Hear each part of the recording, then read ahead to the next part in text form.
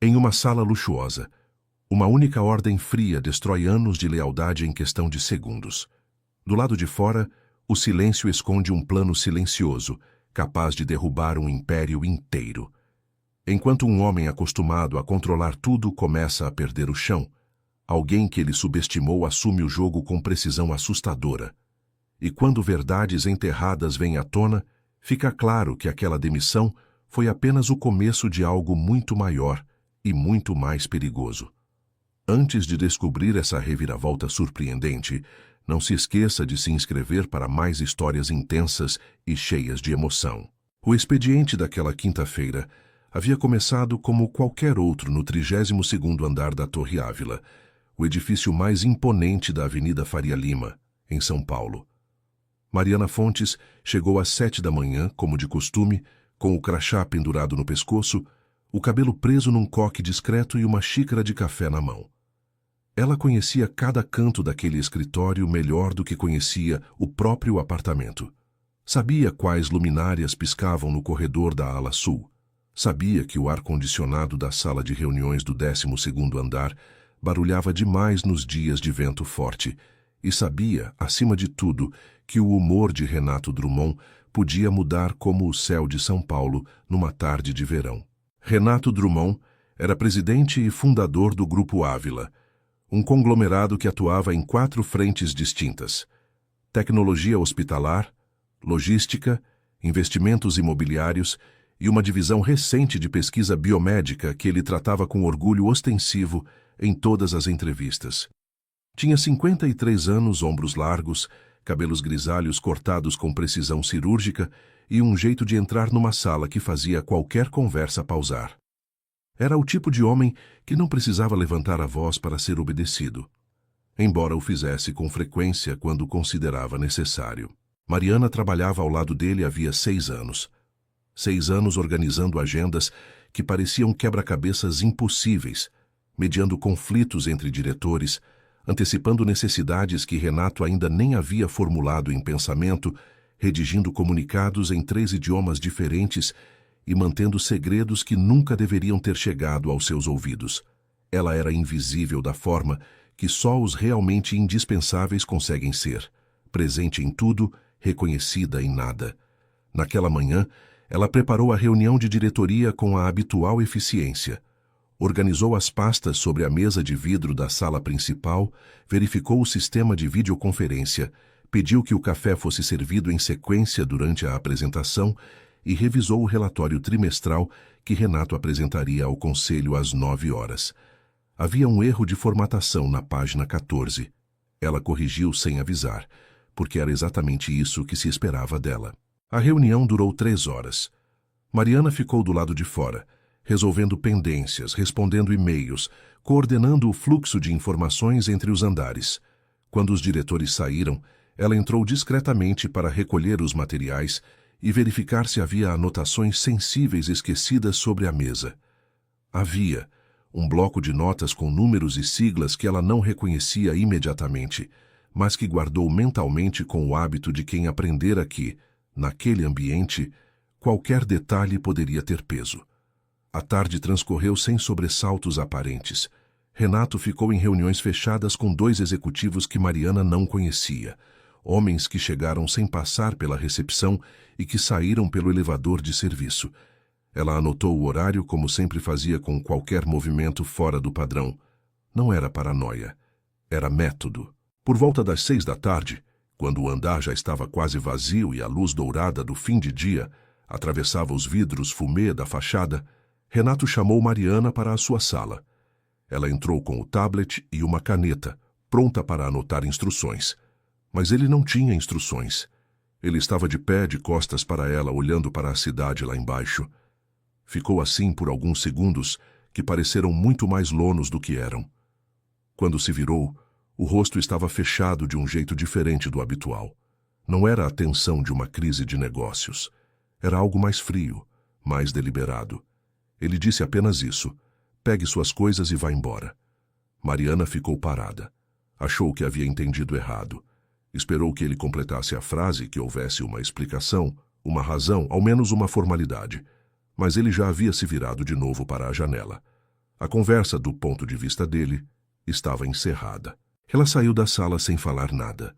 O corredor estava silencioso. 2 analistas que ainda trabalhavam na ala lateral levantaram os olhos quando ela passou, e havia naqueles olhares algo entre surpresa e desconforto. Ela não parou.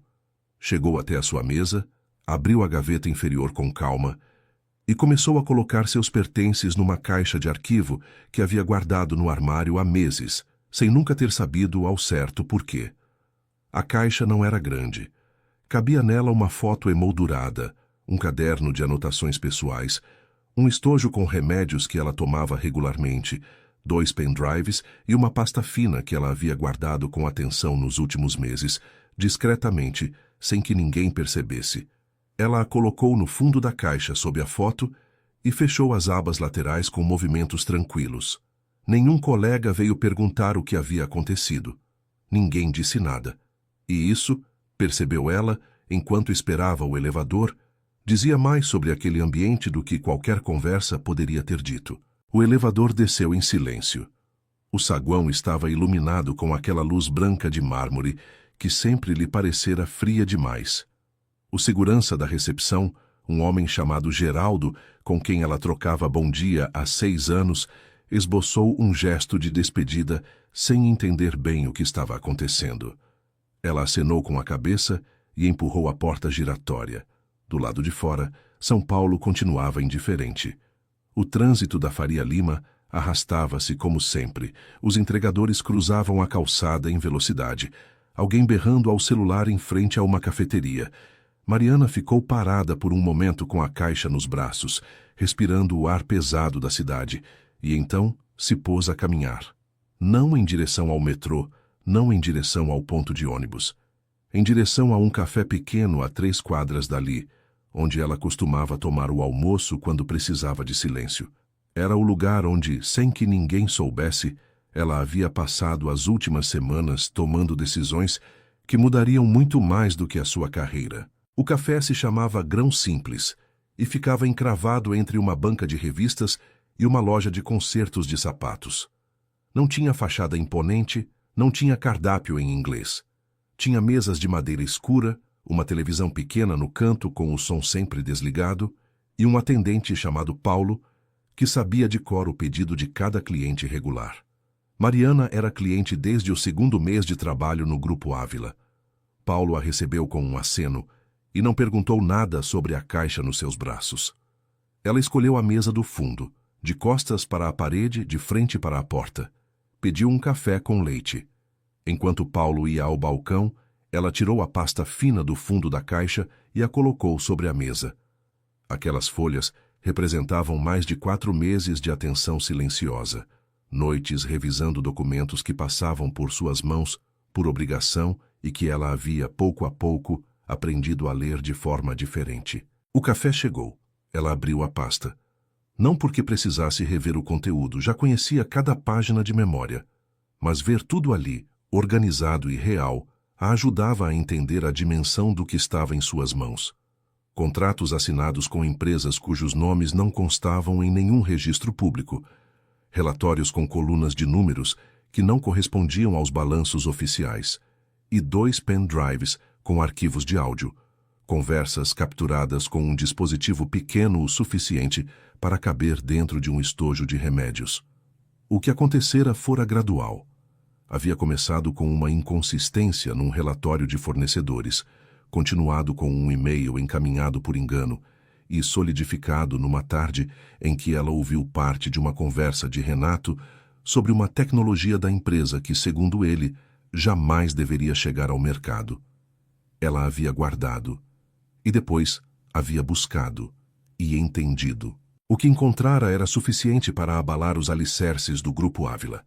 Ela havia identificado um jornalista investigativo, consultado discretamente, um advogado usando um número que não era o seu, separado os materiais por relevância e impacto. Estava preparada para quase tudo. O que não esperava era que a demissão viesse antes que ela decidisse o momento exato de agir. Isso mudava o calendário, mas não mudava o plano. Ela fechou a pasta, terminou o café e pegou o celular. Enviou uma mensagem para um contato salvo apenas como J. A mensagem dizia: "Estou pronta. Podemos marcar para amanhã." Naquela mesma noite, a 32 andares acima da calçada onde Mariana havia parado para respirar, Renato Drummond estava sentado na poltrona de couro da sua sala privativa com um copo de uísque que não havia tocado. A cidade lá embaixo continuava acesa, indiferente, os carros se movendo em fileiras lentas, sob os postes da Faria Lima. Ele ficou olhando para tudo aquilo com a expressão de quem olha sem ver. A demissão havia sido uma decisão tomada horas antes, numa ligação rápida com o diretor jurídico que ele havia feito do banheiro do andar durante uma pausa da reunião de conselho. O argumento era simples. Ela havia acessado arquivos fora das suas atribuições. Nada havia sido comprovado, mas o risco era suficiente para justificar o corte imediato, ao menos na lógica que seu chefe de segurança havia apresentado numa reunião privada dias antes. Renato havia concordado sem questionar muito. Era o tipo de decisão que ele tomava rapidamente quando se sentia acuado, sem deixar espaço para deliberação, sem deixar que o desconforto se instalasse por tempo demais. Mas agora, sozinho, começava a perceber que havia agido sem calcular bem todas as variáveis. O celular vibrou sobre a mesa. Uma notificação do sistema de segurança de TI. Acesso remoto não autorizado detectado em servidor auxiliar. Protocolo D7, às 18h42. Renato olhou para a tela por um longo momento. 18h42 era exatamente 12 minutos depois de Mariana ter deixado o prédio. Ele chamou o diretor de tecnologia pelo ramal interno e deu a ordem para rastrear o acesso. Em seguida, mandou uma mensagem para o chefe de segurança, pedindo o monitoramento imediato dos movimentos da ex-assistente. Enquanto aguardava retorno, caminhou até a janela. Era um hábito antigo ir até a janela quando precisava pensar. Havia 41 andares naquele prédio e ele conhecia a vista de cada um deles, mas preferia a do 32º, onde ficava sua sala. Dali dava para ver o trecho da marginal que ficava mais estreito sob a ponte, o reflexo das luzes na represa e, em dias de céu limpo, o contorno escuro da Serra da Cantareira ao fundo. Aquela noite, o céu estava encoberto, nenhum contorno. Só a fumaça laranja da cidade suspensa entre os edifícios. Ele pensou em Mariana. 6 anos. Ela sabia de coisas que nem os diretores sabiam. Ele havia permitido isso porque confiava numa invisibilidade que, percebeu agora, nunca fora garantida por contrato, só por suposição. E suposições, no mundo onde ele vivia, eram a primeira categoria de erro. O telefone tocou. Era o chefe de segurança. O rastreamento havia sido parcial. O acesso remoto usara um servidor intermediário que mascarava a origem. Não era o tipo de coisa que uma assistente executiva comum soubesse fazer. O chefe de segurança disse isso com cuidado, como se estivesse apresentando uma má notícia que sabia que não seria bem recebida. Renato ouviu sem interromper e depois desligou sem dar nenhuma instrução adicional. Ficou com o telefone na mão por alguns segundos. Havia outra coisa que o incomodava, além do acesso técnico. Era uma mensagem anônima que havia chegado ao e-mail corporativo dele às 19h08, remetida de um endereço descartável. A mensagem era curta. Demitir não apaga o que ela sabe. Renato havia lido 3 vezes antes de fechar o computador. Depois o abrira de novo, relera mais uma vez e então chamara o diretor jurídico para uma conversa que durou 20 minutos e não chegou a nenhuma conclusão útil. Ele sabia, no fundo, que havia cometido um erro de avaliação, não ao demiti-la. O erro havia sido antes. Havia sido nos anos em que a tratara como uma extensão do próprio gabinete, capaz de processar informação, mas incapaz de julgamento próprio. Havia sido nas reuniões em que falara livremente porque ela estava na sala, e ele simplesmente não a contava como presença. Havia sido na arrogância quieta de quem acredita que, porque algo nunca aconteceu, nunca poderá acontecer. Ele voltou para a poltrona. O copo de uísque ainda estava no lugar, o gelo já derretido, o líquido cor de âmbar levemente diluído. Tomou um gole lento e ficou olhando para o computador fechado sobre a mesa. Dentro daquela máquina estavam arquivos que ele preferia que ninguém jamais abrisse. Não porque fossem ilegais, ao menos não todos, mas porque revelavam uma lógica de negócios que ele sabia que não resistiria ao escrutínio público. Decisões tomadas no limite entre o que era permitido e o que era conveniente. Acordos que priorizavam retorno financeiro sobre qualquer outra consideração. Parcerias que haviam sido mantidas em silêncio por razões que nenhum comunicado oficial conseguiria explicar com dignidade. O que ele não sabia ainda era que Mariana não precisava dos arquivos do computador. Ela já tinha o que precisava. Na manhã seguinte, Renato chegou ao escritório às 7h20. A mesa de Mariana estava vazia e limpa, sem nenhum objeto pessoal, como se ela nunca tivesse existido naquele espaço. Um dos analistas havia colocado um vaso de planta no canto da mesa, como se tentasse preencher algo que não sabia nomear. Renato passou sem olhar. Entrou na sua sala, ligou o computador e esperou os relatórios de monitoramento da noite anterior. Não havia nada de concreto. O acesso remoto seguia sem origem rastreada. A mensagem anônima seguia sem remetente identificado. E Mariana Fontes, até onde sua equipe conseguia apurar, havia passado a noite em casa e não havia feito nenhum movimento visível. Era exatamente o tipo de silêncio que mais o inquietava. Às 9h, convocou uma reunião fechada com os 2 homens que haviam visitado o escritório na tarde anterior. Eles chegaram pelo mesmo elevador de serviço e se instalaram na sala de reuniões do 32º andar, sem aceitar café. Renato apresentou a situação com a frieza de quem está acostumado a crises: ex-funcionária, informação sensível, possível vazamento. Os 2 homens ouviram sem expressão. Um deles pediu que todos os sistemas de comunicação da assistente fossem auditados retroativamente. O outro quis saber se havia algum contato entre ela e jornalistas. Renato disse que não sabia. Os 2 trocaram um olhar que ele preferiu não interpretar. A reunião durou 40 minutos, sem nenhuma decisão concreta. Quando os 2 saíram, Renato ficou sozinho pensando na sequência de eventos com uma clareza desconfortável que só costumava chegar quando já era tarde demais para corrigi-los. Tinha sido ele quem havia insistido em manter Mariana tão próxima, anos atrás. O antigo diretor de recursos humanos havia sugerido uma rotatividade maior entre os assistentes executivos. Renato havia recusado. Mariana conhecia o funcionamento do seu gabinete melhor do que qualquer novo contratado. Poderia aprender em 2 anos. O que não havia calculado era que o mesmo conhecimento que a tornava indispensável também a tornava perigosa. Ele pediu ao analista responsável pela mesa vazia o relatório de acessos feitos pela conta de Mariana nos últimos 6 meses. Em 6 anos, nunca havia prestado atenção naquela cadeira. Era apenas parte da mobília do andar.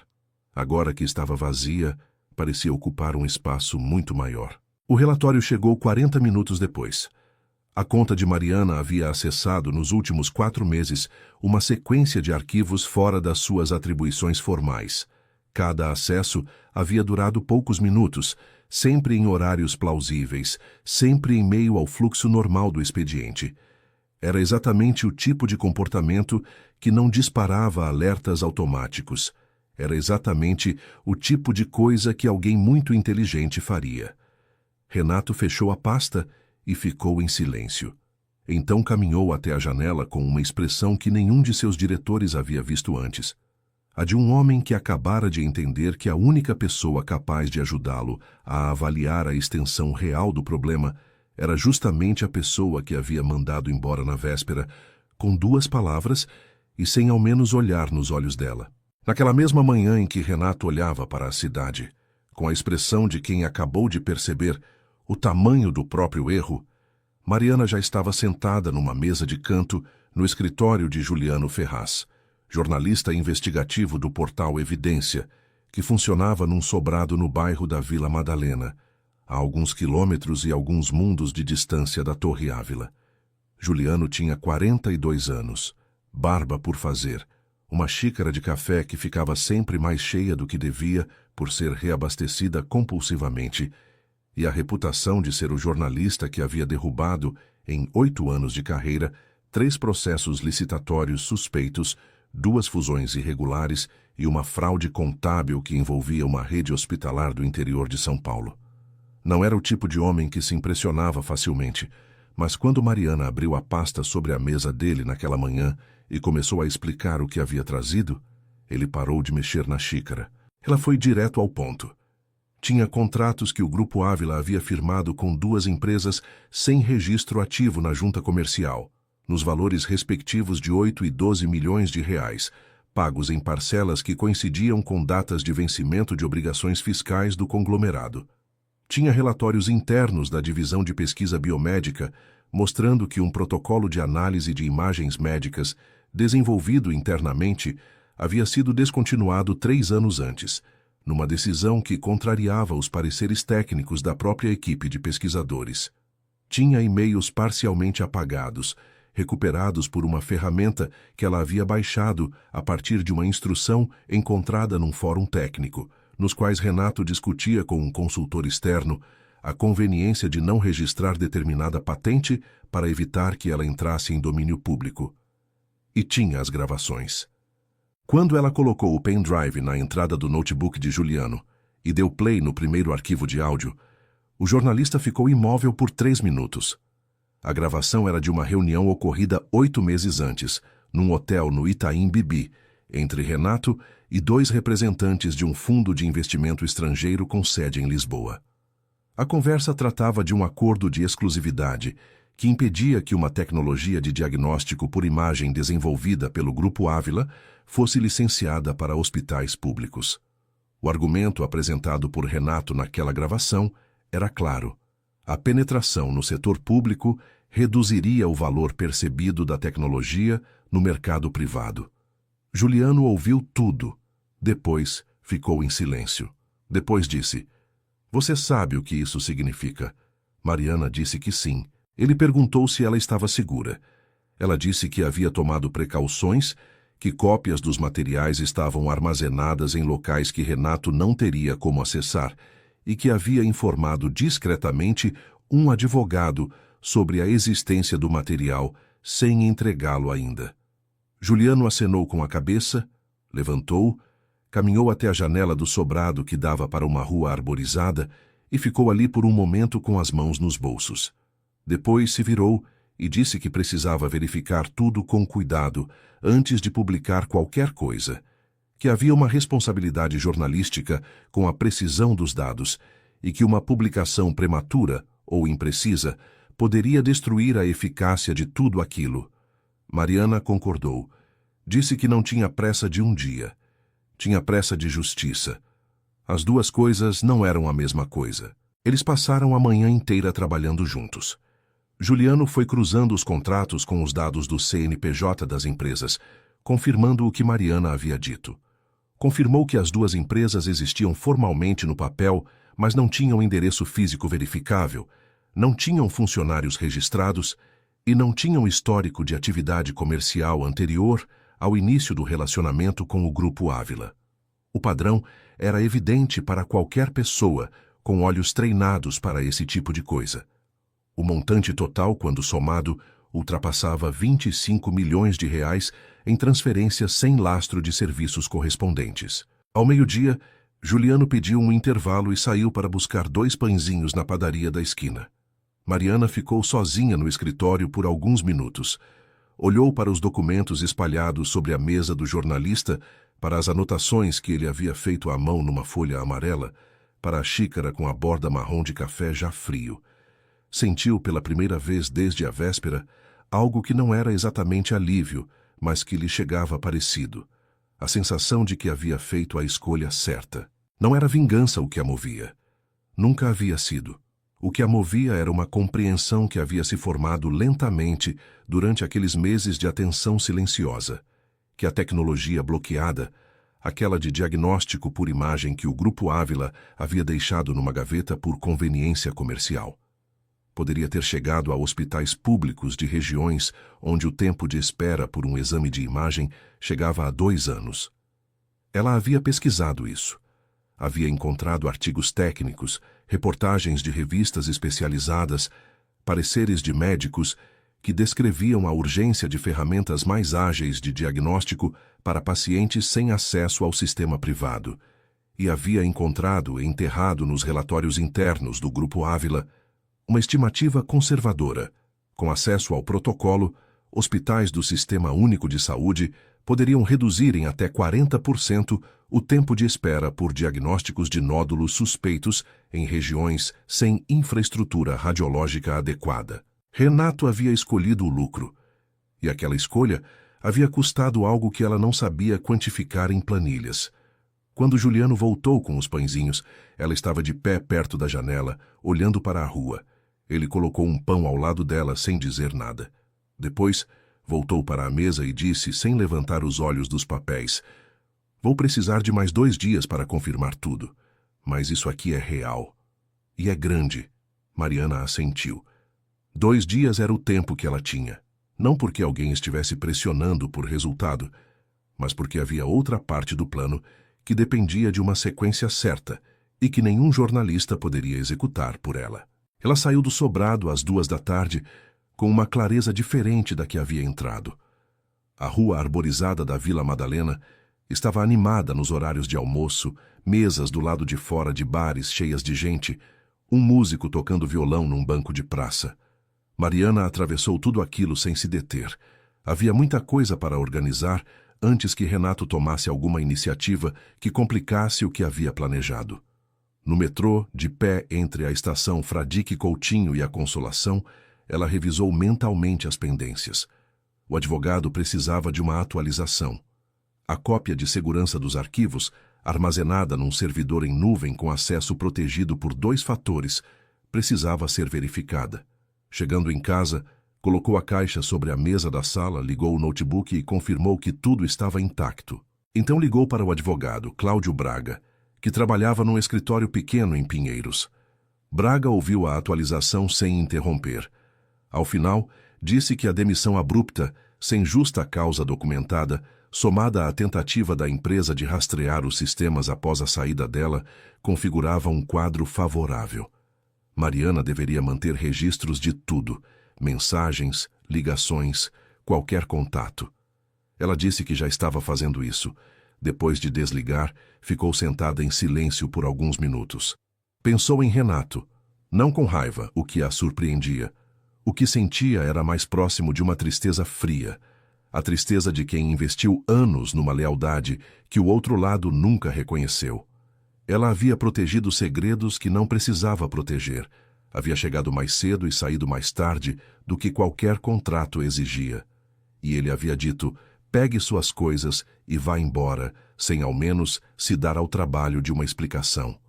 Não era isso que a movia para a frente, mas era isso que a impedia de recuar. Ela abriu o notebook e passou a tarde organizando os documentos numa sequência que Juliano pudesse usar como espinha dorsal da reportagem. Era um trabalho minucioso, o tipo que ela dominava. E era, percebeu enquanto trabalhava, a coisa mais próxima de uma declaração de princípios que poderia fazer naquele momento. Não destruir por impulso, mas construir com método. A ligação de Renato chegou no 3º dia. Mariana estava na cozinha do apartamento quando o número apareceu na tela. Um número que ela havia memorizado em anos de agenda, mas que nunca havia recebido numa chamada pessoal. Ele sempre usava o ramal interno do escritório, ou mandava recado por alguém.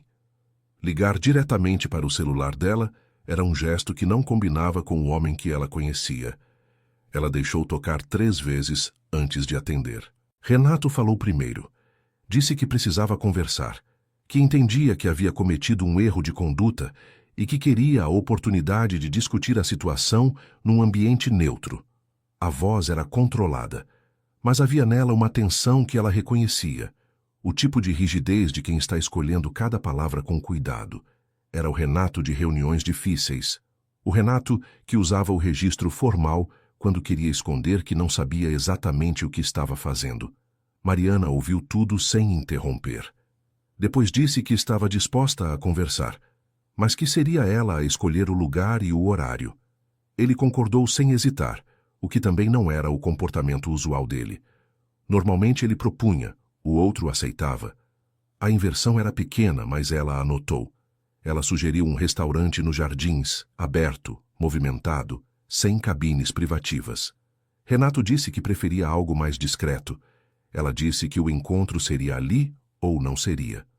Houve uma pausa. Depois ele disse tudo bem. Eles se encontraram na tarde seguinte, numa terça-feira de sol forte, num restaurante de cozinha mediterrânea que ficava numa rua paralela à Alameda Santos.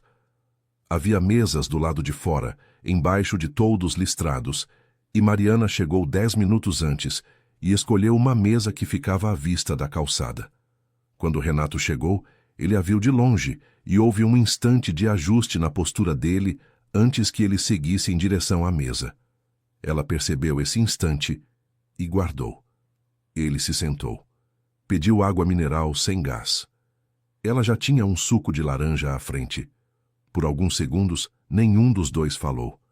Era um silêncio que ela havia planejado, porque sabia que a primeira pessoa a preencher o silêncio numa negociação desse tipo estava, em alguma medida, cedendo espaço. Foi ele quem falou. Disse que sabia que a situação havia saído do controle, que havia tomado uma decisão precipitada ao demiti-la da forma que fizera e que entendia que isso havia gerado uma série de reações que agora precisavam ser administradas com cuidado. Ele usou a palavra administradas. Mariana notou isso também.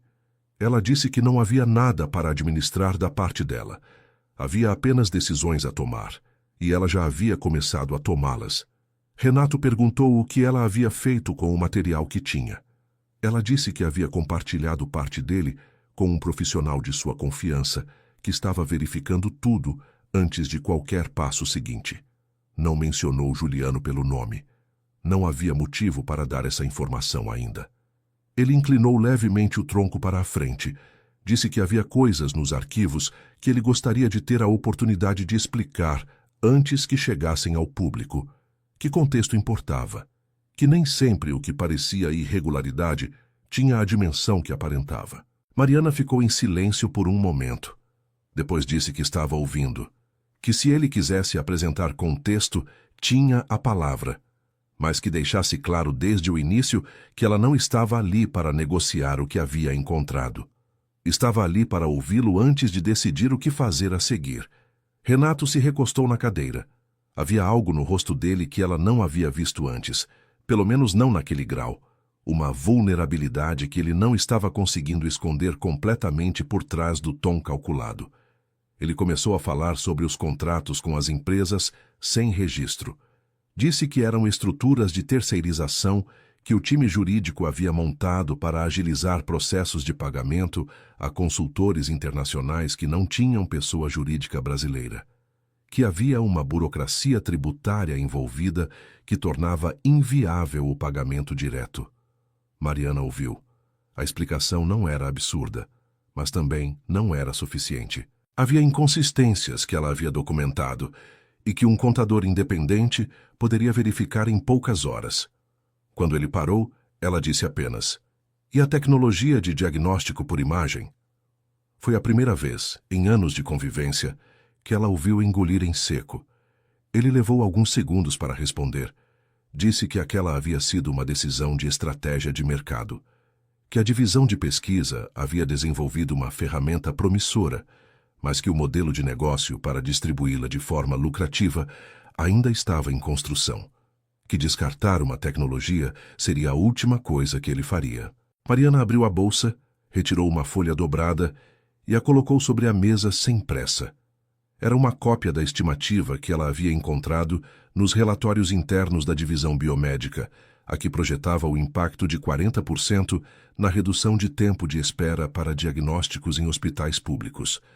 Ela colocou o dedo sobre os números e disse: "Essa estimativa tem 3 anos. A tecnologia poderia ter chegado ao SUS há 2 anos. Não chegou. Essa é a decisão de estratégia de mercado da qual você fala." Renato olhou para a folha. Não a pegou. Ficou olhando por um tempo que pareceu muito mais longo do que era. O garçom se aproximou para perguntar se estavam prontos para pedir. Nenhum dos dois respondeu, e o garçom recuou com discreta elegância. Quando Renato finalmente falou de novo, a voz havia mudado levemente. A tensão controlada havia cedido espaço para algo mais difuso, menos gerenciável. Ele disse: "Eu precisava de tempo para estruturar o modelo certo." Ela respondeu sem elevar o tom. E as pessoas que esperaram por diagnósticos durante esse tempo também tinham tempo? Ele não respondeu. E esse silêncio disse mais do que qualquer resposta que ele poderia ter formulado naquele momento. Mariana pegou a folha de volta, dobrou com cuidado e guardou na bolsa. Depois disse que iria pensar, que daria um retorno em 48 horas, e que durante esse tempo ele não deveria tentar acessar ou rastrear nada relacionado a ela, porque qualquer tentativa ficaria documentada e seria incorporada ao que já havia reunido. Renato assentiu. Ela levantou, colocou dinheiro sobre a mesa para cobrir o suco e saiu sem olhar para trás. Na calçada, o sol da tarde batia direto nos olhos. Ela caminhou 2 quarteirões antes de parar numa sombra e deixar os ombros descansarem. Havia algo fisicamente exaustivo em manter a compostura durante aquelas conversas. Pensou no rosto de Renato quando olhara para a folha com os números. Havia reconhecimento ali. Não surpresa, não indignação, mas o rosto de alguém que sabia o que estava olhando e sabia o que aquilo significava. Ele não havia esquecido. Havia guardado, como ela havia guardado, cada um no seu modo e com propósitos opostos. O que ela ainda não sabia era que havia uma camada além da culpa óbvia naquele rosto, um dado que ele ainda não havia colocado na mesa e que mudaria tudo quando viesse à tona. Mas naquele momento ela não tinha como saber disso. Tinha apenas as 48 horas que havia dado a ele e a consciência de que Juliano estaria publicando os primeiros elementos da reportagem dentro de 3 dias. Ela entrou numa livraria pequena e ficou ali por meia hora entre as prateleiras. Era uma forma de desacelerar o pensamento. Havia aprendido isso com um professor do interior paulista, onde crescera. A resposta mais importante costuma aparecer no silêncio depois da pergunta. Quando saiu, pegou o metrô e passou o restante da tarde revisando os documentos, não para encontrar algo novo, mas para ter certeza de que havia ordenado tudo com precisão. Havia 2 cenários. Ou Renato tentaria conter os danos antes da publicação, ou ficaria imóvel à espera. Em qualquer caso, ela precisava estar à frente. Às 10 da noite, Juliano enviou mensagem confirmando os registros das 2 empresas sem atividade real. Pedia mais 2 dias para verificar os contratos internacionais. Ela respondeu que ele levasse o tempo necessário. Depois fechou o notebook e foi até a janela da sala. Em algum lugar do lado de lá, num 32º andar iluminado sobre a Faria Lima, Renato Drummond estava olhando para a cidade também.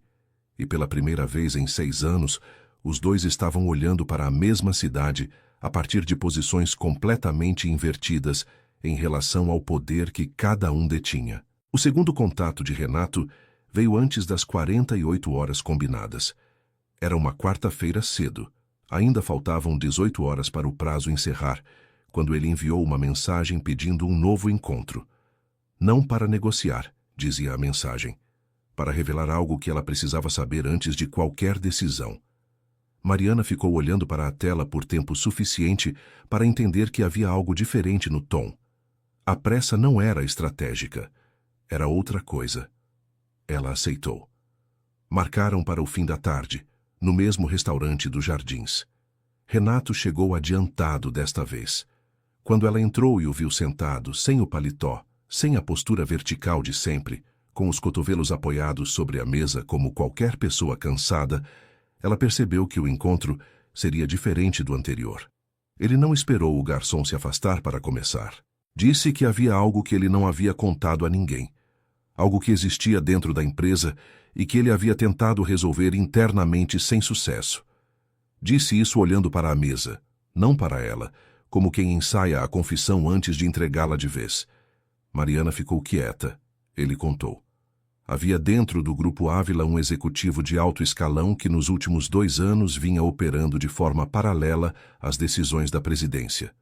Não publicamente, não com confronto direto, mas por dentro, remodelando alianças, desviando informações estratégicas para concorrentes, manipulando resultados de áreas-chave para criar a narrativa de que a gestão de Renato estava se deteriorando.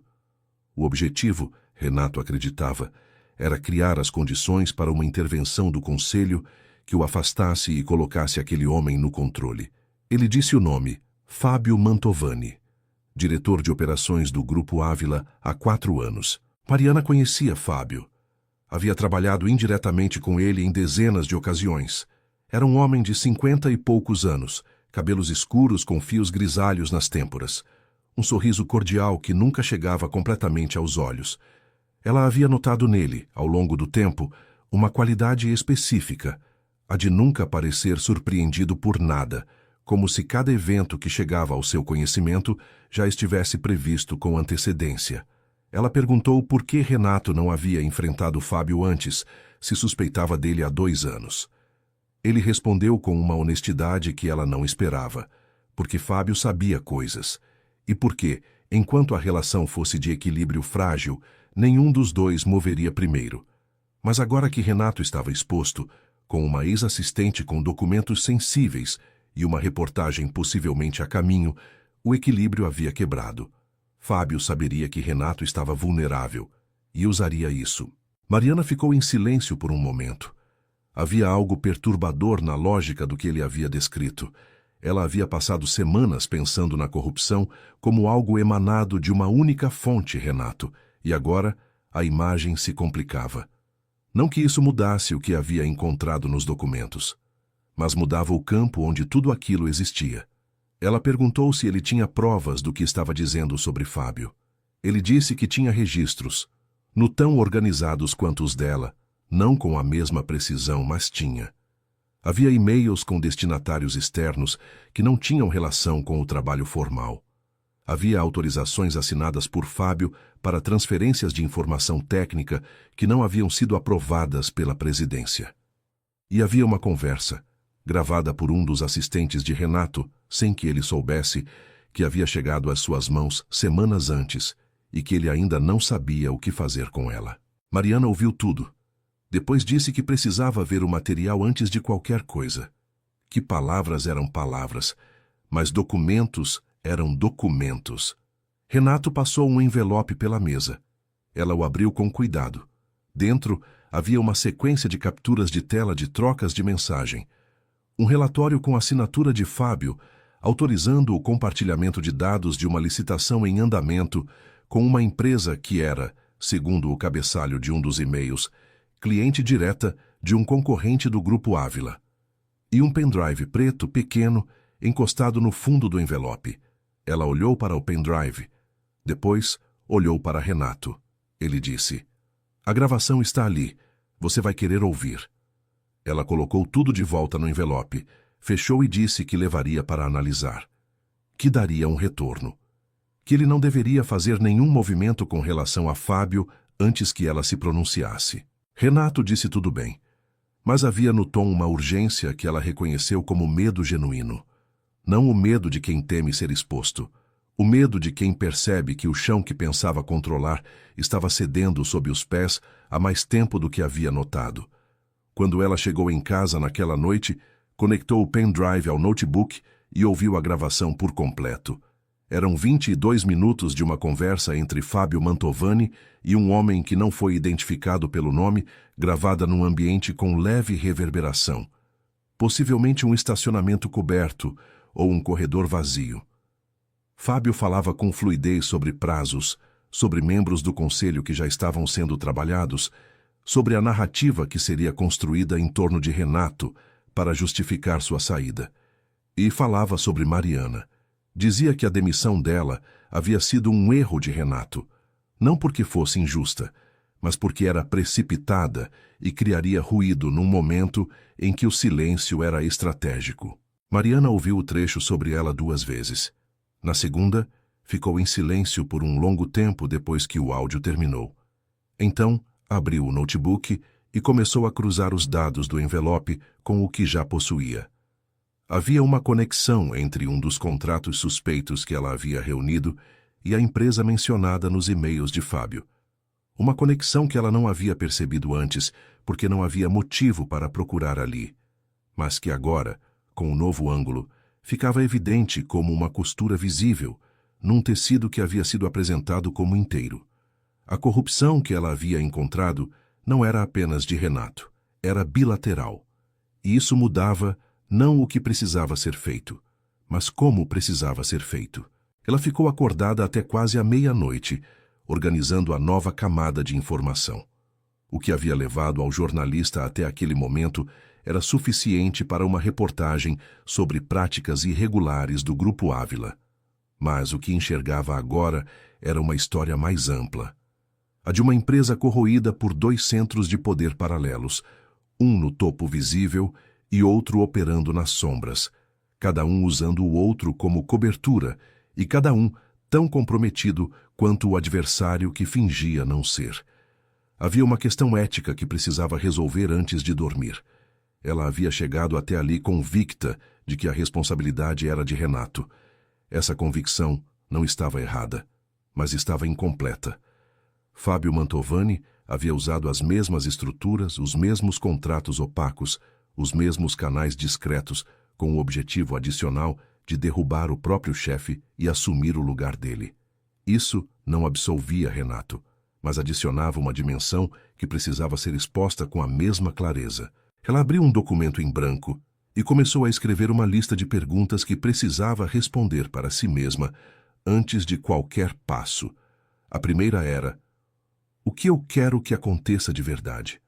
A resposta, quando veio, era a mesma de sempre: que a tecnologia de diagnóstico por imagem chegasse a quem precisava, que as práticas que haviam enterrado aquela possibilidade fossem expostas, que as pessoas responsáveis enfrentassem consequências sem que nenhuma delas pudesse usar a outra como escudo. Isso significava que Fábio não poderia ficar de fora, e significava que a estratégia precisava ser refinada, não abandonada. Ela fechou o notebook e enviou mensagem para Juliano. Preciso te atualizar antes da publicação. Surgiu algo novo que muda o escopo. Pode ser amanhã cedo? A resposta chegou em 2 minutos. Pode. Às 8 no sobrado. Mariana colocou o celular sobre a mesa de cabeceira e ficou olhando para o teto escuro. Havia muito ainda a ser feito, mas pela primeira vez desde que havia saído daquele elevador com a caixa nos braços, ela sentia que entendia completamente o território. E entender o território era sempre o primeiro passo para atravessá-lo sem perder o rumo. Às 8 da manhã do dia seguinte, Mariana estava no sobrado da Vila Madalena com o envelope de Renato aberto sobre a mesa de Juliano e os pendrives alinhados ao lado. O jornalista ouviu a atualização completa sem interromper, com aquela capacidade de silêncio que ela havia aprendido a reconhecer nele como sinal de atenção máxima, não de desinteresse. Quando ela terminou, ele ficou olhando para o material por um momento.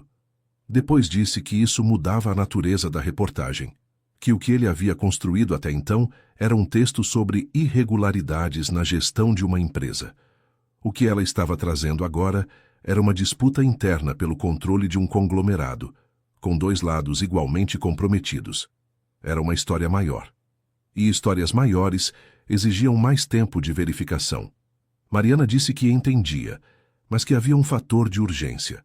Se Fábio percebesse que Renato havia falado, poderia antecipar um movimento no conselho antes que qualquer publicação ocorresse. E um movimento no conselho, a esta altura, poderia sepultar o acesso aos arquivos internos que tornavam a reportagem possível. Juliano concordou. Disse que precisava de 2 dias, no máximo, para verificar a conexão entre os contratos de Fábio e a empresa concorrente mencionada nos e-mails. Se a ligação se confirmasse, a reportagem seria publicada com os 2 eixos simultaneamente. Nenhum dos 2 escaparia pela tangente. Eles trabalharam juntos até o meio-dia. Juliano cruzando dados, Mariana explicando a arquitetura dos contratos com a fluência de quem havia vivido dentro daquela estrutura por anos. Havia um prazer discreto naquilo, ela percebeu, não prazer de destruir, mas o prazer específico de usar o conhecimento que havia sido tratado como invisível para iluminar exatamente o que deveria ter ficado escondido. Ao meio-dia ela saiu e foi direto a um encontro que havia marcado na véspera sem dizer a Renato. Encontrou-se com Cláudio Braga, o advogado, num café em Pinheiros. Desta vez ele sabia tudo: o nome da empresa, os envolvidos, a dimensão do material. Ouviu a atualização sobre Fábio com as sobrancelhas levemente erguidas, o que era para um homem tão contido quanto ele o equivalente a uma exclamação em voz alta. Ele disse que a situação era mais delicada do que havia previsto, mas que seguia favorável do ponto de vista da posição de Mariana. O fato de ela ter documentado os acessos, mantido registros de todas as interações com Renato e ter um jornalista independente verificando o material, criava uma cadeia de responsabilidade que a protegia. Disse que ela deveria continuar fazendo exatamente o que estava fazendo. Nada por impulso, tudo por método. Ela voltou para casa no final da tarde e encontrou 3 mensagens de Renato no celular. A primeira dizia que havia chegado ao seu conhecimento que Fábio havia convocado uma reunião extraordinária do conselho para a semana seguinte. A segunda dizia que ele precisava de uma resposta sobre o que ela pretendia fazer. A terceira era mais curta: por favor. Mariana ficou olhando para aquela última palavra por um tempo. Era uma palavra que ela nunca havia ouvido de Renato em 6 anos. Nem numa reunião difícil, nem num prazo impossível, nem numa crise que teria feito qualquer outra pessoa pedir ajuda às claras. Ele havia sempre funcionado dentro de uma lógica de comando, de instrução, de expectativa formulada como fato consumado. Aquele por favor era um idioma novo, aprendido sob pressão e ainda desajeitado nos lábios. Ela respondeu apenas: estou trabalhando nisso. Não faça nada antes de eu entrar em contato. No dia seguinte, Juliano ligou às 6 da tarde. A conexão havia sido confirmada. A empresa mencionada nos e-mails de Fábio era controlada por um sócio oculto que havia participado de uma licitação concorrente ao Grupo Ávila 2 anos antes. Os dados de uma proposta técnica sigilosa do grupo, que havia sido derrotada naquela licitação por uma margem surpreendentemente estreita, continham especificações que coincidiam ponto a ponto com a proposta vencedora.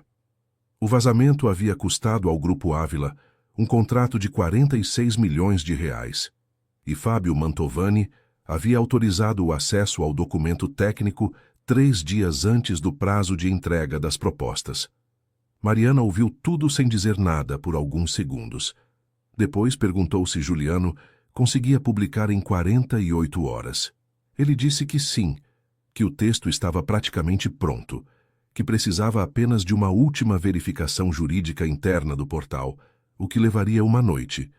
Ela disse: então publique. Mas havia ainda uma coisa que ela queria fazer antes da publicação. Não por vingança, não por dramatismo, mas porque havia uma justiça específica em deixar que Fábio soubesse, antes que a reportagem chegasse ao público, que o cerco havia se fechado. Não por Renato, não por ela, pelo que havia sido enterrado. Ela ligou para Renato e disse que precisava de uma coisa: que ele convocasse Fábio para uma reunião no dia seguinte, num lugar público, com ele presente, e que dissesse apenas que era para discutir um assunto urgente de governança. Renato ouviu. Perguntou o que ela pretendia fazer. Ela disse que ia confrontar Fábio com as provas, ao vivo, antes da publicação, para que ele não pudesse depois afirmar que não havia tido oportunidade de responder. Renato ficou em silêncio por um momento. Depois disse: tudo bem, eu marco. Ela desligou e ficou parada na sala com o celular na mão. O apartamento estava silencioso. A cidade do lado de fora continuava sua movimentação constante, indiferente aos dramas que se desenrolavam nos andares altos e nos cafés discretos e nos sobrados de bairro. Mariana respirou fundo. Faltava uma etapa, a mais exposta de todas, e ela precisava estar exatamente tão preparada quanto havia estado para todas as anteriores. Ela passou o restante da noite revisando as provas que usaria no confronto. Havia selecionado com cuidado o que mostraria e o que guardaria, porque expor tudo de uma vez era um erro tático. O confronto com Fábio não era sobre esmagamento. Era sobre o reconhecimento forçado de uma realidade que ele havia operado acreditando invisível. Havia uma sequência lógica. Primeiro o fato bruto, depois o contexto que o tornava incontestável, depois o silêncio. Ela havia praticado com Renato no restaurante dos Jardins. Fábio era mais hábil, o tipo que procurava a saída enquanto fingia ouvir. Por isso, levaria também a mensagem de Juliano, confirmando que a publicação ocorreria na manhã seguinte, independentemente do encontro.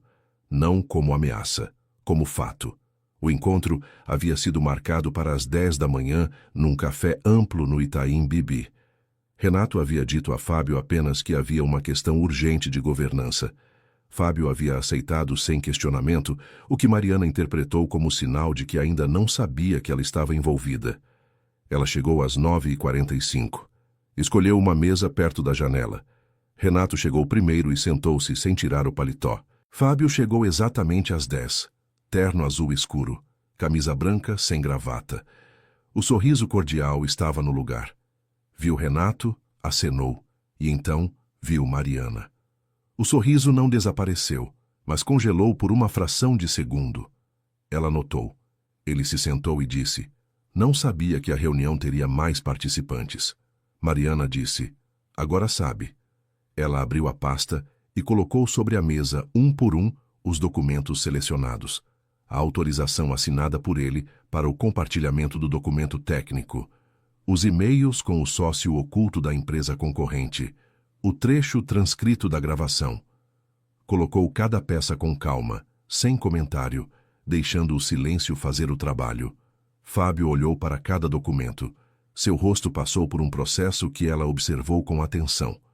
Primeiro a leitura rápida, depois a tentativa de avaliar o que ela poderia ter, depois o começo de uma resposta que ele engoliu antes de formular. Ela disse: "Amanhã de manhã o portal Evidência publica uma reportagem sobre as práticas do Grupo Ávila. O escopo inclui os contratos irregulares da presidência e a operação paralela da diretoria de operações. Você tem agora a oportunidade de colocar sua versão em registro antes disso." Fábio ficou olhando para ela, depois para Renato, depois voltou para ela, e o sorriso desapareceu de vez. Ele disse, com uma calma que era apenas a superfície de algo menos calmo por baixo: "O que vocês querem?" Mariana disse: "A verdade, documentada, por escrito, antes de amanhã." E o silêncio que se seguiu foi o mais pesado de todos. Era o silêncio de um homem que havia construído um sistema inteiro sobre a suposição de que os outros não enxergavam, e que acabara de descobrir num café movimentado do Itaim Bibi que havia alguém que havia enxergado tudo. Fábio Mantovani entregou a declaração escrita naquela mesma tarde. Não porque fosse um homem arrependido, mas porque era inteligente o suficiente para reconhecer quando o terreno havia desmoronado sob os próprios pés. A declaração tinha 4 páginas e descrevia as operações que havia conduzido em paralelo à presidência, incluindo o vazamento do documento técnico para a empresa concorrente e o trabalho de bastidores junto a 2 membros do conselho que preparava para a intervenção planejada. Mariana recebeu o documento às 5 da tarde, ainda sentada no café. Leu tudo com atenção. Depois encaminhou uma cópia digitalizada para Braga e outra para Juliano. O jornalista respondeu em 15 minutos. "Isso muda o fim da reportagem. Vou precisar de mais 1 hora para integrar." Renato ficou sentado à mesa por muito tempo depois que Fábio foi embora. Quando ela começou a guardar os documentos na pasta, ele disse que precisava contar uma coisa: que havia tentado falar no restaurante dos Jardins e não havia conseguido. Mas que agora, depois de tudo aquilo, não podia mais deixar para depois. Ela parou e esperou. Ele disse que a tecnologia de diagnóstico por imagem não havia sido simplesmente arquivada por conveniência comercial. Havia uma parte da história que ela não sabia, porque nunca havia sido documentada formalmente. Havia um protocolo de testes conduzido 2 anos antes da decisão de arquivar, no qual surgiram inconsistências nos resultados em determinadas condições de uso. Não eram falhas graves, eram limitações que precisavam de refinamento. A equipe havia indicado que com mais 6 a 8 meses de desenvolvimento, o protocolo estaria pronto para implantação segura. Renato disse que havia encerrado o ciclo de desenvolvimento e redirecionado a equipe para um projeto de maior retorno imediato. Não porque a tecnologia fosse inútil, porque o retorno no setor público era incompatível com as metas financeiras daquele trimestre, e porque naquele momento havia escolhido os números. Ele ficou em silêncio depois de dizer isso. Havia na postura dele uma ausência do controle habitual. Não era performance. Era o desconforto de alguém que havia carregado uma decisão que não conseguia justificar com integridade e que finalmente a disse em voz alta. Mariana ficou olhando para ele. Depois perguntou: "A tecnologia ainda existe? Os arquivos ainda estão na empresa?" Ele disse que sim, que a equipe havia sido desmembrada, mas os arquivos técnicos estavam preservados, que 2 dos pesquisadores originais ainda trabalhavam no Grupo Ávila, em outras divisões. Ela disse: "Então ainda dá tempo." Ele não entendeu imediatamente. Ela explicou: "Se os arquivos existem, se os pesquisadores estão disponíveis, se a limitação era de refinamento e não de conceito, o projeto pode ser retomado. Com supervisão externa, com um compromisso público de licenciamento para o sistema público de saúde. Isso não apaga o que foi feito, mas muda o que pode ser feito a partir de agora." Renato olhou para ela com uma expressão que não soube nomear. Algo parecido com a surpresa de quem esperava punição e encontrou outra coisa. Disse: "Por que você faria isso?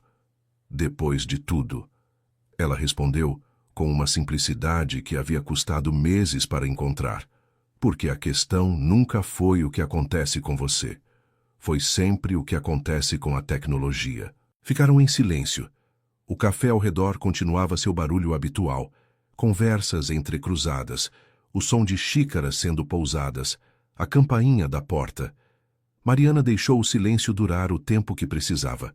Havia aprendido, ao longo daquelas semanas, que os momentos mais importantes de uma negociação não eram as palavras, mas os espaços entre elas. Depois de alguns segundos, Renato fez algo que ela não esperava. Abaixou a cabeça. Não foi um gesto dramático, não foi uma declaração. Foi um movimento pequeno, quase imperceptível, o tipo de coisa que passa despercebida a quem não presta atenção. Mas ela estava prestando atenção, e reconheceu naquele gesto algo que não via nele há 6 anos. A abertura de alguém que havia parado de se defender. Mariana se levantou e disse que enviaria a ele, por intermédio do advogado Braga, um protocolo de compromissos formais a ser assinado antes da publicação da reportagem. Retomada do projeto de diagnóstico por imagem com cronograma verificável, contratação de auditoria externa independente e destituição imediata de Fábio Mantovani da diretoria, com comunicado público fundamentado. Renato ouviu tudo. Depois disse: "E se eu concordar com tudo isso, a reportagem ainda sai?" Ela disse: "Sim, sai. Porque o que aconteceu precisa ser de conhecimento público, mas o que acontece depois depende do que você fizer com isso." Ele acenou com a cabeça, não com resignação, com algo que parecia, pela primeira vez em todo aquele processo, com compreensão genuína. De volta em casa, às 8 da noite, encontrou mensagem de Braga confirmando que havia recebido a declaração de Fábio. Havia outra de Juliano dizendo que a reportagem estava fechada e entraria no ar às 6 da manhã. E havia uma mensagem de número desconhecido que dizia apenas: "Obrigada", sem nome. Ela ficou olhando por alguns segundos sem identificar a origem. Depois fechou o celular e foi preparar alguma coisa para comer, a primeira refeição de verdade em 2 dias. Enquanto aquecia a sopa, pensou na cascata que viria. A publicação no Evidência atingiria primeiro o setor corporativo paulistano, os leitores certos para aquele tipo de denúncia. Depois viriam os outros veículos, as notas de resposta do Grupo Ávila, as perguntas dos investidores, a reação do conselho. Era o tipo de movimento que ela havia visto acontecer de longe outras vezes, sempre parecendo inevitável depois de começado e impossível de prever antes. Ela comeu em silêncio, olhando para a janela. Os telhados escuros lá fora tinham uma geometria irregular e familiar. Havia uma antena velha no edifício ao lado que ela usava inconscientemente como ponto de referência no escuro. Gostava daquela vista por isso mesmo. Era honesta. Não prometia grandiosidade, Só existia constante e sem pretensão, noite após noite. Havia ainda uma coisa que precisava fazer antes de dormir. Abriu o notebook e redigiu o protocolo de compromissos que havia prometido a Renato. Não era um documento longo, eram 3 páginas diretas. Retomada do projeto de diagnóstico por imagem com cronograma máximo de 12 meses. Constituição de comitê externo de supervisão com 2 pesquisadores independentes indicados pela comunidade científica, auditoria das contas das subsidiárias por firma não vinculada ao grupo e compromisso formal de licenciamento sem custo para o Sistema Público de Saúde até o 2º ano após a retomada do desenvolvimento. Cada ponto tinha um prazo e uma forma de verificação. Não havia margem para interpretação conveniente. Ela enviou o rascunho para Braga com uma nota pedindo revisão e envio ao Grupo Ávila até a manhã seguinte, antes da publicação. O advogado respondeu às 10 da noite, recebido. Vejo isso primeira coisa. Ela respondeu com um obrigada simples e fechou o notebook. Antes de dormir, escreveu uma mensagem para a mãe. Disse apenas que havia passado por uma semana difícil, que estava bem, que ligaria no fim de semana. A mãe respondeu com um áudio que Mariana ouviu deitada na cama escura. A voz dizia: sei que você é forte, mas lembra que não precisa ser forte sozinha o tempo todo. Mariana ficou em silêncio depois que o áudio terminou. Disse baixinho para o teto: eu sei, mãe. Dormiu antes das 10. E enquanto dormia, a reportagem que havia levado meses para construir esperava, pronta e verificada, nos servidores do portal Evidência, contando as horas para amanhã em que finalmente encontraria a luz. A reportagem entrou no ar às 6h03 da manhã de uma sexta-feira de outono em São Paulo. Mariana estava acordada desde as 5h40, sentada à mesa da sala com uma xícara de café que havia esfriado, sem que ela percebesse, o notebook aberto na página inicial do portal Evidência. Quando o texto apareceu com o título em letras grandes sobre a foto da Torre Ávila, ela ficou olhando por um longo tempo antes de ler uma única palavra. Não porque tivesse dúvida, mas porque aquele era o tipo de momento que ela havia imaginado muitas vezes durante os meses de preparação, e que, chegado de verdade, era ao mesmo tempo mais simples e mais pesado do que qualquer imaginação havia conseguido antecipar. Ela leu o texto 2 vezes, palavra por palavra. Juliano havia feito um trabalho preciso. A reportagem não era sensacionalista. Não havia exagero. Não havia lacunas preenchidas com suposição. Cada afirmação tinha fonte. Cada número tinha documento correspondente. Cada citação das gravações era precedida de contexto suficiente para que o leitor entendesse o que estava lendo. Havia 2 eixos claramente apresentados: as irregularidades financeiras sob a presidência de Renato Drummond e a operação paralela de Fábio Mantovani, documentada com a declaração que ele mesmo havia redigido. Nenhum dos 2 saía como herói. Nenhum dos 2 saía como vítima. Às 6h42, o celular começou a vibrar. Primeiro foi Braga, dizendo que já havia recebido 3 ligações de jornalistas de outros veículos pedindo comentário como representante legal dela. Depois foi Juliano, dizendo que o texto já tinha 4.000 acessos e que o servidor havia tido um pico de tráfego às 6h20 que nenhum post de fim de semana havia conseguido antes. Depois foram números que ela não reconhecia e ela deixou todos irem para a caixa postal. Às 7 da manhã, Renato enviou uma mensagem. Era curta. O protocolo foi assinado. Encaminhei para o Braga e assumi publicamente a responsabilidade pelas decisões tomadas. Ela leu a mensagem 3 vezes, depois colocou o celular sobre a mesa e ficou olhando para a janela. O céu de São Paulo estava nublado com aquela cor cinza-rosada específica das manhãs de outono, quando o sol ainda não chegou, mas já anuncia que vai chegar. Havia pombos no parapeito do edifício do lado. 2 deles disputando espaço com aquela seriedade cômica que os pombos urbanos emprestam a qualquer situação. Ela pensou no protocolo assinado. Pensou nos pesquisadores que seriam chamados de volta. Pensou nos arquivos que seriam reabertos, nos testes que seriam retomados, nos meses de trabalho técnico que viriam antes que qualquer resultado chegasse aos hospitais.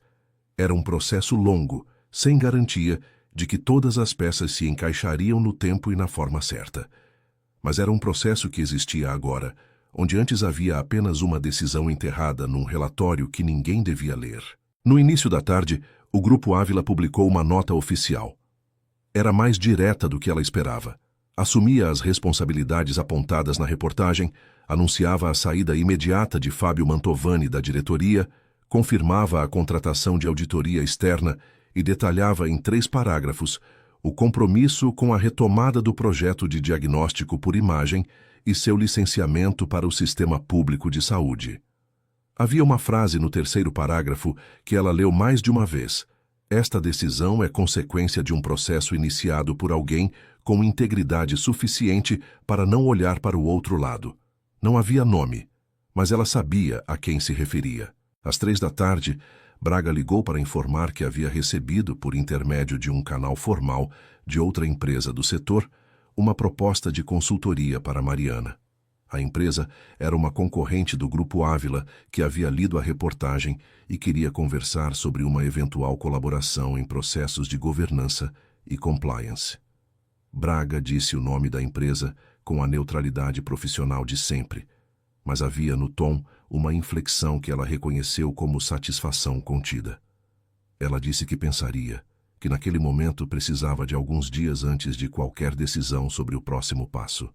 Braga disse que entendia, que ela havia acabado de encerrar um processo que exigiu um nível de precisão e persistência que a maioria das pessoas não sustentaria, que alguns dias de silêncio eram mais do que razoáveis. Ela desligou e ficou parada no meio da sala por um momento. Havia uma qualidade estranha naquele silêncio de tarde de sexta-feira, diferente de todos os silêncios das semanas anteriores. Não era o silêncio da espera, não era o silêncio da tensão contida. Era algo mais próximo do silêncio de depois, quando o que havia sido movimentado encontra um novo repouso, provisório e imperfeito, mas real. Ela pegou o celular e ligou para a mãe. No para contar tudo, ainda não. Mas para ouvir a voz que havia deixado no áudio na noite anterior, desta vez ao vivo, sem a mediação de uma mensagem gravada. A mãe atendeu no segundo toque e disse: "Sabia que você ia ligar cedo." Mariana disse: "Eu sei, mãe. Às vezes eu sou previsível." E pela primeira vez em muitas semanas riu de verdade. Do lado de fora, São Paulo continuava. O trânsito da tarde de sexta, as buzinas distantes, as conversas nos bares que começavam a encher. A cidade que não havia se importado quando ela saiu daquele elevador com uma caixa nos braços, também não se importaria agora. Mas isso não diminuía o que havia acontecido. Apenas lembrava que as histórias importantes raramente se anunciam com fanfarra, costumam começar e terminar em lugares discretos, entre pessoas que não estavam procurando ser protagonistas de nada. Às 6 da tarde, o portal Evidência publicou uma atualização. O Grupo Ávila havia confirmado formalmente todos os pontos do protocolo e acrescentara um detalhe novo. A empresa doaria os primeiros 50 equipamentos produzidos a partir da tecnologia retomada para hospitais públicos das regiões com menor infraestrutura de diagnóstico. Não havia nome de Mariana em nenhuma linha daquele comunicado, mas Juliano havia incluído no fim da atualização uma nota breve. A reportagem foi viabilizada por uma fonte que exigiu como única condição que o resultado beneficiasse quem mais precisa. Essa condição foi cumprida. Mariana leu aquela nota 2 vezes. Depois fechou o notebook, pegou a jaqueta e saiu para caminhar. Não tinha destino. Só precisava da calçada e do ar enquanto processava, em ritmo de passos, o que havia acontecido nos últimos dias. Ela caminhou por quase 1 hora, atravessando o Paraíso até o Aclimação, subindo a rua que bordeava o parque, descendo de volta. O sol havia se posto e as ruas estavam iluminadas com aquela luz alaranjada de início de noite. Havia um casal sentado num banco do parque com um cachorro entre eles.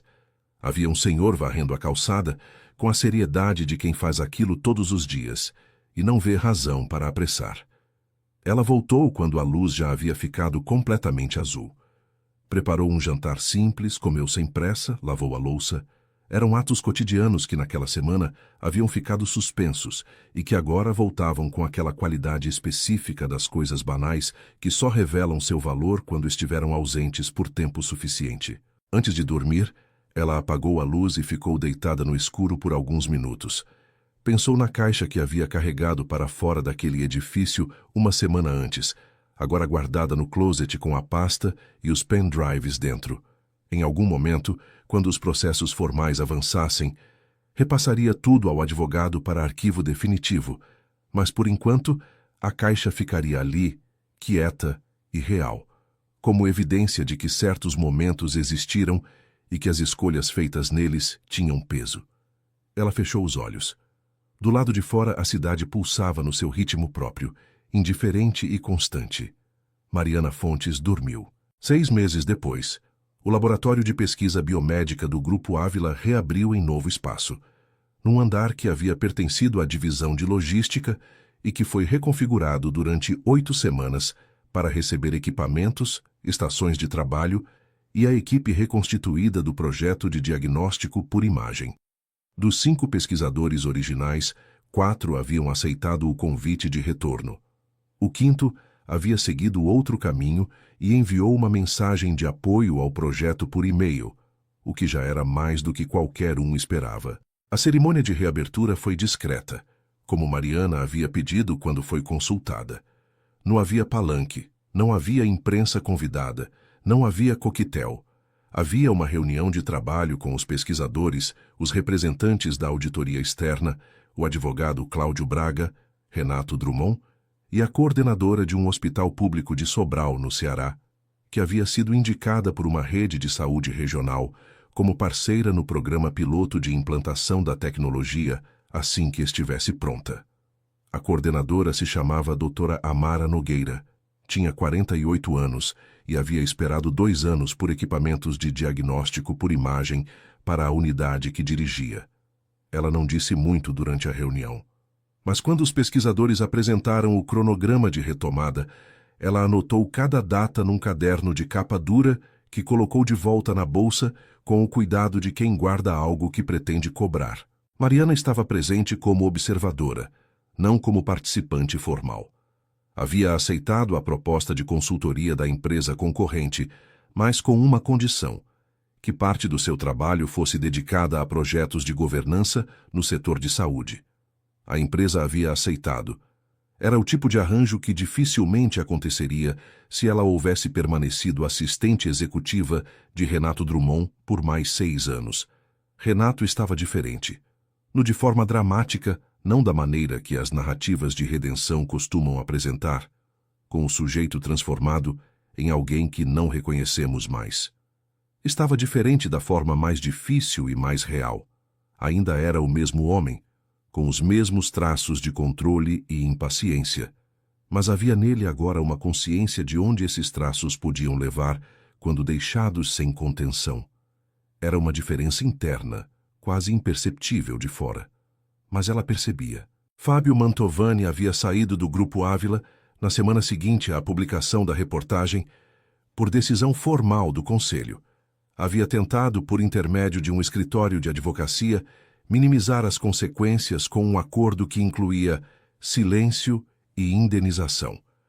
O Conselho havia recusado. Não havia processos em curso, não era esse o caminho que ninguém havia escolhido. Mas havia registros formais, documentados e arquivados, sobre os quais qualquer futuro empregador poderia ser informado se consultasse as fontes certas. A reportagem de Juliano havia sido premiada 4 meses depois da publicação por uma associação de jornalismo investigativo do sul do país. Ele havia agradecido no discurso, sem citar fontes, mencionando apenas que o trabalho havia sido possível porque alguém havia decidido que certas coisas precisavam ser vistas. Mariana havia assistido ao discurso por um link de transmissão enviado por ele, sentada na cozinha com um café, e havia ficado com aquela frase por vários dias depois, não porque fosse sobre ela, mas porque era verdadeira de uma forma que ela ainda estava aprendendo a reconhecer nas próprias escolhas. 3 meses depois da reabertura do laboratório, os pesquisadores publicaram um relatório de progresso, indicando que as limitações técnicas identificadas nos testes originais haviam sido resolvidas com uma abordagem diferente da prevista, mais eficiente e mais barata de implementar. O prazo estimado para o produto final havia caído de 12 para 8 meses. Doutora Amara Nogueira, ao receber o relatório, respondeu com um e-mail de 2 parágrafos que terminava com: "Meus pacientes vão agradecer." Mariana estava no escritório da consultoria quando leu esse e-mail. Ficou parada por um momento, olhando para a tela. Depois, continuou trabalhando. Não havia final perfeito. Não havia ponto de chegada claro onde tudo se encaixasse com a simetria que as histórias costumam prometer. Havia decisões que geraram consequências, consequências que geraram novos problemas que precisariam de novas decisões. Era o funcionamento normal das coisas. Mas havia também, no meio de tudo isso, algo que não havia existido antes. Um laboratório funcionando, um cronograma sendo cumprido, uma médica no interior do Ceará com uma data anotada num caderno de capa dura. E havia uma mulher que havia saído de um elevador com uma caixa nos braços numa quinta-feira à noite, que havia ido a um café discreto do centro, que havia tomado decisões difíceis com método e paciência, e que havia descoberto no processo que integridade não era um valor abstrato, era uma prática, cotidiana, cansativa, por vezes solitária e absolutamente necessária. Querida pessoa que chegou até aqui, se essa história ressoou em você, se Mariana, Renato, doutora Amara ou qualquer outro detalhe desta narrativa ficou um instante mais longo na sua memória, então ela cumpriu o que se propôs. Histórias como essa existem porque existe gente disposta a ouvi-las até o fim. Se você é essa pessoa, inscreva-se no canal agora, ative o sino para não perder nenhum episódio e deixe nos comentários o momento que mais te tocou nessa jornada. Sua presença aqui é o que torna possível continuar criando histórias que falam de coisas que importam. Até a próxima. Fim da história.